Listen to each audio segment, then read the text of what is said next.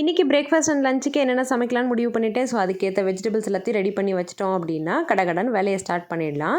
இன்றைக்கி ராஜ்மா மாதிரி ஒரு பீன்ஸ் வச்சு ஒரு கிரேவி தான் செய்ய போகிறேன். அந்த ரெசிபி தான் உங்களுக்கு இந்த வீடியோவில் காட்ட போகிறேன். வாங்க பார்க்கலாம். ஃபஸ்ட்டு ஒரு குக்கரில் தாராளமாக எண்ணெய் ஊற்றிட்டு ஹோல் ஸ்பைசஸ், அதுக்கப்புறம் சின்ன சின்னதாக நறுக்கி வச்சிருக்க வெங்காயம் போட்டு வதக்கலாம். அதுக்கப்புறம் ஒரு பேஸ்ட்டு ரெடி பண்ணணும்.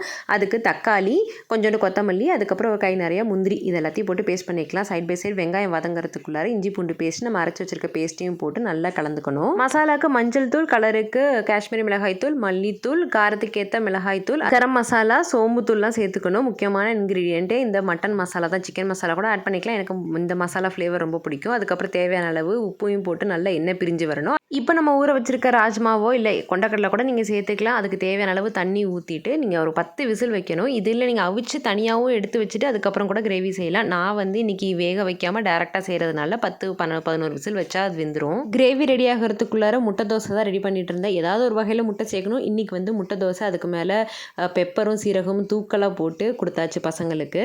Side by side rajma gravy ready ஆயிடுச்சு. கொத்தமல்லியை நல்லா பரவாயில்ல தூணதுக்கப்புறமா பசங்களுக்கு கொடுத்தாச்சு. இன்றைக்கி லஞ்ச் அண்ட் பிரேக்ஃபாஸ்ட் இதுதான்.